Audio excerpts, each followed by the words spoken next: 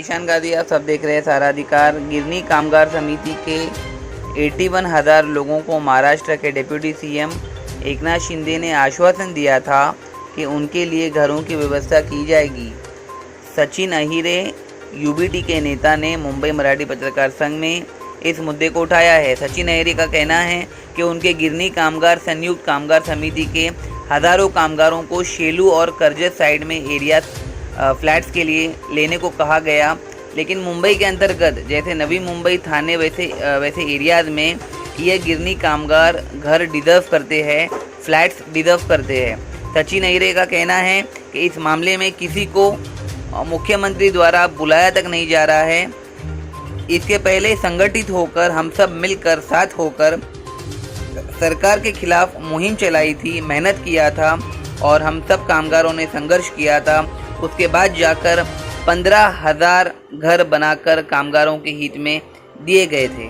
अब सवाल है उन 80,000 कामगारों को जिनको अब तक फ्लैट्स नहीं मिला है और जिनका संघर्ष कई सालों से चलता आ रहा है, और लगातार महायुति सरकार से ये रिक्वेस्ट की जा रही है, निवेदन की जा रही है कि इस पर गौर किया जाए और उन कामगारों के हित में फ्लैट्स के कंस्ट्रक्शन का काम स्टार्ट किया जाए ताकि उनको रहने के लिए जगह मिले। ये कामगार मुंबई की आर्थिक इकोनॉमी के लिए भी बहुत ही यूज़फुल है। इन्होंने सालों से मेहनत किया है, अब भी कर रहे हैं, और इन कामगारों का बहुत सारे कामों में योगदान भी है, लेकिन इनके सारे कामों को नज़रअंदाज करके इनको अपने ही घरों से वंचित किया जा रहा है। अब सवाल आता है इन 80,000 कामगारों का जिनकी संख्या बड़ी है, और इसके लिए हम यानी सचिन अहिरे जो कि यूबीटी उद्धवगढ़ के नेता है, उन्होंने पत्रकारों से संवाद करते हुए कहा कि हम यलगार मोर्चा निकालेंगे और उनकी आवाज़ को मुंबई के सड़कों से लेकर मंत्रालय तक पहुंचाने का काम करेंगे। अब देखना ये है कि महाराष्ट्र सरकार इस पर किस तरीके का निर्णय लेती है। क्या इन गिरनी कामगारों के हित में घरों की व्यवस्था को लेकर कोई निर्णय आता है। हमारा ये वीडियो कैसे लगा ज़रूर कमेंट सेक्शन में बताइए। हमारे चैनल सहारा अधिकार को सब्सक्राइब कीजिए, कमेंट कीजिए और अपने ओपिनियंस को ज़रूर हमारे साथ और हमारे व्यूअर्स के साथ शेयर कीजिए। देश और दुनिया की तमाम खबरों के लिए देखते रहिए सहारा अधिकार। हेलो,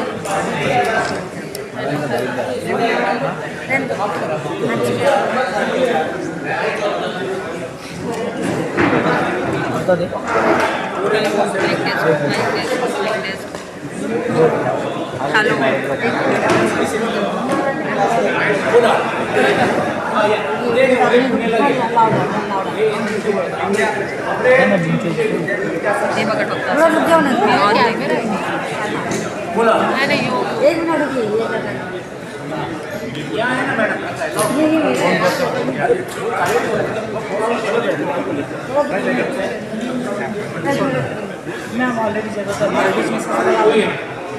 जरा साइड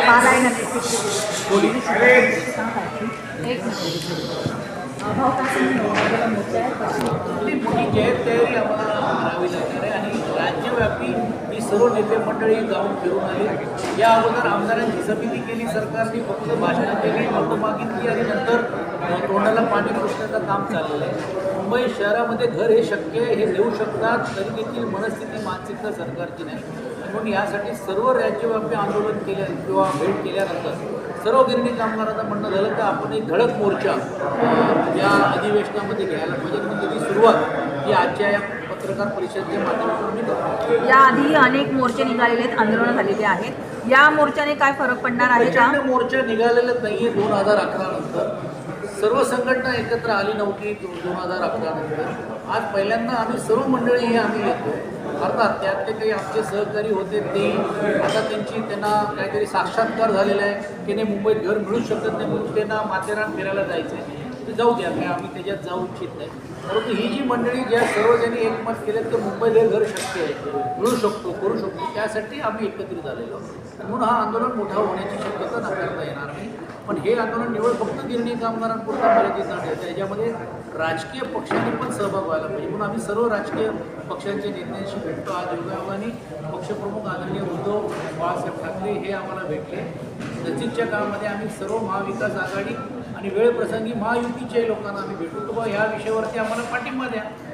ह्याच्या आधी पण आपण राजकीय पक्षाशी बोलला होतात का? त्याचा पाठिंबा या अगोदर कधीच आम्ही बोललो नाही, कारण प्रत्येकजण राजकीय वैचारिक किंवा विचाराने वेगवेगळे तो आहेत, तो अधिकार आहे आणि आम्ही ह्याच्यात राजकारण अजिबात आणू शकतो आणि आम्ही कोणी ह्याच्यामध्ये नाही, कारण हा निस्वार्थी रीतीने आम्हाला हा लढा उभारायचा आहे, कामगारांच्या हितासाठी लढायचं आहे. आणि एका बाजूला ज्यावेळी मराठी भाषेच्याबद्दल एवढी आपण ओरड करतोय किंवा वस्तुस्थितीला बघून लोकांच्या मनामध्ये भावना आहे, त्याची भूमिका आणि प्रतिबिंब जर याच महाराष्ट्राच्या संयुक्त चळवळीमध्ये जो गिरणी कामगार जो मराठी माणसाने लढा दिला, तो मराठी माणसाला परत मुंबईमध्ये आणण्यासाठी जो स्वप्न आम्ही पाहतोय, त्यासाठी सर्वच राजकीय पक्षांनी आम्हाला साथ द्यावी अशी आमचं म्हणणं आहे. भारतीय जनता पार्टीने पण आम्हाला या विषयावरती साथ द्यावी. मागच्या अधिवेशनमध्ये पण आपण आवाज उठवलेला सरकारने द्यायची इच्छा नसेल. सरकार घोषणा करत आहे. मागच्या वेळी बोललो घोषणा हा देणार, कुठे देणार, कशी देणार माहिती. आता उपमुख्यमंत्र्यांनी बैठक घेतली, जरा झाले 15 दिवसात अहवाल आला. ते 15 दिवस अहवाल गेला, हवेमध्ये गेला आणि त्याच्यानंतर एक बैठक नाही. आणि तिकडे म्हाडाच्या लोकांनी डायरेक्ट ॲप चालू करून घेऊन हे आम्हाला मान्य की नाही मान्य असं करून घेऊन डायरेक्ट लोकांना सॉफ्टवेअरवरती सोडून दिलं. म्हणजे धमकवलं जातं आहे. 2024चा GRA घ्यायचं तर घ्या, नाही तर तुमचा अधिकार आम्ही काढून टाकू. कोण तुम्ही? कोणाला कोणी अधिकार दिलं? या अगोदरच्या शासनाने कायदा केलेला आहे, या गिरणी कामगारांना गरज आहे. कायद्याच्या आधारावरती आम्ही लढतो. त्यावेळी आम्हाला सांगितलं की नाही तुम्हाला मिळणारच नाही, काय नाही. आम्ही आशात नाही राहिलो असतो. का तुम्ही आमच्याकडनं फॉर्म भरून घेतले? मग 1,40,000 लोकांकडनं फॉर्म घेतले. आता 1,40,000ची संख्या 80वर आली. असं असताना बगल द्यायचं आणि कुठेतरी आम्ही देऊन टाकले. तेही प्रायव्हेट बिल्डरकडे आहे. तो कोण चड्डा आहे मला माहीत नाही आणि कोण कोणाच्या जवळ आहे ह्याचं संशोधन केलं पाहिजे. तो चड्डा म्हाडाच्या कार्यालयात बसून घेऊन फॉर्म वाटतो. 1,000 2,000 रुपये वसूल केले जातात गिरणी कामगारांकडून. सर सरकार काही ठिकाणी 5,000 रुपयाची मागणी केली जाते. सरकार जुमलेबाजी सबसे ज़्यादा कर रही है और मुंगेरी लाल के हसीन सपने दिखा रही है. जैसे लाड़की बहन योजना शुरू की थी, वो अभी भी उन्होंने यहाँ पे पट्टी डाल चुकी है. सरकार पूरी तरह अपने काम को लेके जिम्मेदार नहीं है, तो आप उनसे क्या अपेक्षा करते हो? नहीं, देखिए अपेक्षा करना ये अभी दो एक मुद्दा हो गया, लेकिन जगाना तो जरूरी है. और मुंबई में नहीं, महाराष्ट्र में कहीं 80,000 लोग हैं गिरनी कामगार, और उससे ज़्यादा जो 82 के पहले के जो ऐसे 1.5 लाख से ज़्यादा लोग. मैं बोलता हूँ कि अगर आपको हमारी ज़रूरत नहीं थी, क्यों आपने एक विधायक भारतीय जनता पार्टी के विधायक की अध्यक्षता में कमेटी की? क्यों आपने उनके दौरे महाराष्ट्र भर में लगाए? क्यों आपने लोगों को संगठित किया? संगठित करके आप वहाँ उम्मीदवार को लेकर भाषण कर रहे थे और चुनाव खत्म होने के बाद गायब हो गए. आज 8-9 महीना हो गया, उसके बारे में चर्चा नहीं, एक समिति नहीं, कुछ नहीं. इन लोगों को बुलाया नहीं जा रहा है मुख्यमंत्री जी. सचिन जी, आपका इनिशिएटिव कैसा होगा? यहाँ पे जाकर फोटो सेशन कर रहे हैं. आपका इनिशिएटिव कैसा होगा? आपकी समिति में 81,000 कामगार जुड़े हुए हैं. नेक्स्ट स्टेप आपका क्या होगा जिससे महायुति सरकार जो है वो इन्फ्लुएंस होकर घर के कंस्ट्रक्शन का काम स्टार्ट कर देना चाहिए? यलगार मोर्चा हम कैसे स्टार्ट कर सकते हैं घर का काम? हम तो सरकार से मांग कर सकते हैं, सरकार को कह सकते हैं. और इसके पहले जब सरकारी थी, हमने सब लोग अपने साथ में मिलकर एकत्रित करके सरकार को कहा और सरकार ने पहले 15,000 घर मुंबई में बना के दिए. अब वही कह रहे हैं उसके ही तरह से कैसे बन सकती है. सॉल्ट प्लांट लैंड के बारे में, धारावी में ज़मीनें मिल रही है उनके बारे में, और उसके साथ ही साथ में मोदी जी ने कहा कि भाड़ा के लेआउट में FSI बढ़ा के भाड़ा को ज़्यादा ज़मीन दो, FSI दो, वहाँ पे कुछ घरें बना सकते हैं. बीडी चाल में जैसे अभी वहाँ पे घरें उपलब्ध होने वाले, वहाँ दे सकते हैं. क्या देने की मनस्थिति हो सकती है तो सब जगह हो सकती है. चाहिए आज जो मिल का. और साथ ही साथ में NTC के 150 एकड़ से ज़्यादा ज़मीन मुंबई में आज भी है. उसमें से भी कुछ अगर 25-30% लेके अधिक FSI लेंगे तो यहाँ पे भी 50% लोगों को तो घर वो यहाँ ही बना के दे सकते हैं. लेकिन ये देने की मनस्थिती और मानसिकता. गिरणी कामगारांना हक्क घराचं घर मिळावं यासाठी गेली 40 वर्ष झगडत आहेत गिरणी कामगार, आणि तरीही त्यांना त्यांचं घर मिळत नाही आहे. यासाठी कोण जबाबदार आहे, सरकार की गिरणी कामगारांमध्ये नसलेली एकजुटता? कसं आहे, कामगार तर बिचारा तो असंघटितच झालेल्या मुंबईतून बाहेर गेल्यानंतर ही मंडळी पण तुम्ही आता बघा या सर्व ज्येष्ठ होत गेलेले आहेत. हेही हा शेवटचा लढा म्हणून करतो. पण आम्ही ह्यांच्या सर्वांच्या आशीर्वादाने शेवटच्या गिरणी कामगारांना घरं मिळेपर्यंत आम्ही हा लढा थांबवणार नाही. कमी होईल शक्ती वाटेल पुढे नाही असं नसेल. आम्ही बघू, सरकारकडे विनंती करू, मागणी करू, एल्गार करू. तर नाही झालं, सरकारच बदलायची वेळ आली तर देखील कामगार ठरवल्यानंतर मग या विचारणी येते त्यावेळी आम्ही करू.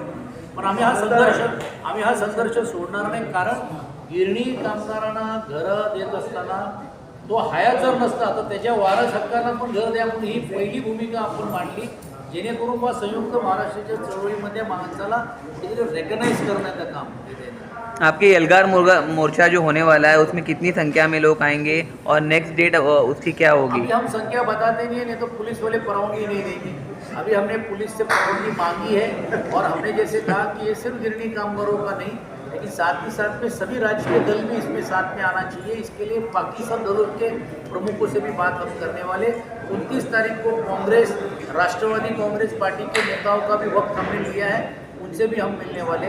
बाद में अगले हफ्ते में मन से उनका भी वक्त लेंगे. और मैंने जैसे कहा कि हम बीजेपी के भी अध्यक्ष को जाकर मिलेंगे, कि वो उन्होंने भी हमारे इस विषय को पार्टिसिपेट देना चाहिए. ठीक है, वेल सेट.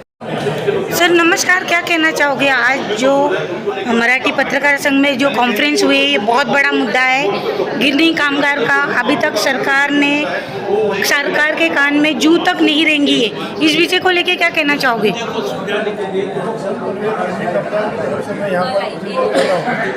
आने वाले